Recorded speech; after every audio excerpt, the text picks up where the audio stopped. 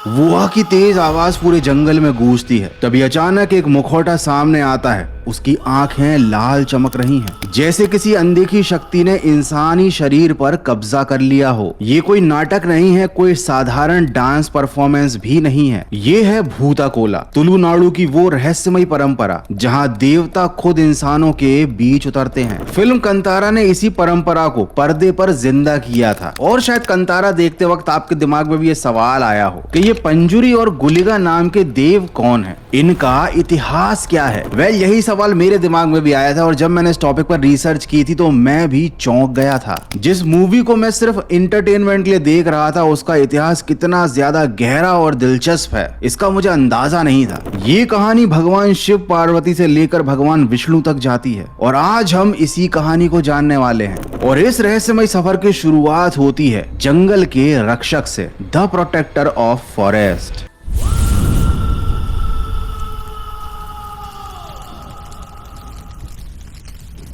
अचानक ढोल की थाप गूंजती है, मशालों की रोशनी पत्तियों पर पड़ती है। गांव के बीचों बीच एक पंडाल सजा है और लोग अपनी आंखों में डर और विश्वास दोनों लिए खड़े हैं। ये कोई साधारण रात नहीं है, ये वो रात है जब देवता खुद इंसानों के शरीर में उतरते हैं और गांव से बात करते हैं। और इसी पल में पहली बार पंजुरी देव की चीख सुनाई देती है।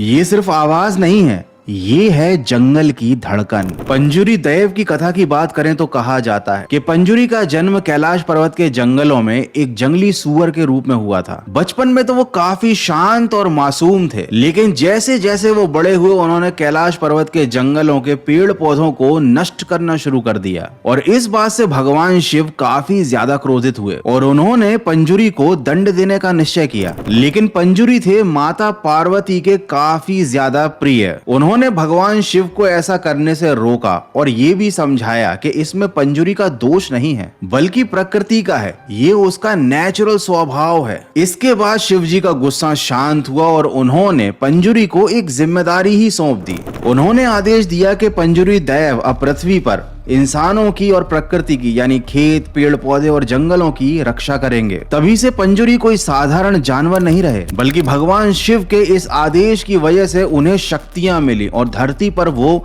देव के रूप में जाने गए। इसके अलावा तुलुनाडु यानी भारत के क्षेत्र में मौजूद कई 100 गांवों में पंजुरी को वराह अवतार का प्रतीक भी माना जाता है। ये वही स्वरूप है जो भगवान विष्णु ने पृथ्वी को बचाने के लिए लिया था। लेकिन जैसा कि अभी तक की कहानी से हम समझ पाए हैं कि पंजुरी का असली मकसद खेत, पेड़ पौधों की, प्रकृति और इंसानों की रक्षा करना है। इसीलिए तुलुनाडु के क्षेत्र के किसानों का ऐसा विश्वास है कि जब भी फसल पर किसी भी तरह का कोई संकट आता है, सूखा आता है, बाढ़ आती है या फिर जंगली जानवर फसलों को नष्ट करते हैं, तो पंजुरी देव की पूजा करने से ये संकट टाला जा सकता है। और यही कारण है कि पंजुरी को हमेशा धान, नारियल, केले, लड्डुओं का भोग लगाया जाता है। उनकी पूजा शांति और समृद्धि का आशीर्वाद मानी जाती है। ये तो थी पंजुरी देव की उत्पत्ति की कहानी, लेकिन अब हम आते हैं असली पॉइंट पर कि कैसे कोई देव इंसानी शरीर में आ जाता है। ढोल की आवाज तेज होती जाती है। पूजा कर रहे पुजारी का शरीर पसीने से भीगने लगता है। उसके चेहरे पर पंजुरी का मुकुट है जिसमें जंगली सुअर की आकृति बनी हुई है और अचानक से उसकी चाल बदल जाती है। उसकी आंखें लाल हो जाती हैं, उसकी सांसें भारी हो जाती हैं और अब वो कोई साधारण इंसान नहीं रहा, वह खुद पंजुरी है। इसके बाद वह पंडाल के बीचों बीच खड़ा होकर जमीन को छूता है और कहता है कि ये भूमि अब सुरक्षित है। और सभी गांव वाले पंजुरी देव के सामने झुककर खड़े हो जाते हैं, क्योंकि उन्हें पता है कि अब उनका खेत और फसल पंजुरी देव की निगरानी में है और वह उसे सुरक्षित रखेंगे। लेकिन ये देवता सुरक्षा देने के साथ साथ न्याय भी करते हैं। गांव में अगर किसी ने झूठ बोला, कोई अपराध किया या किसी की जमीन को हड़पने की कोशिश की, तो ये सब कुछ पंजुरी के सामने खुल जाता है। कहते हैं जो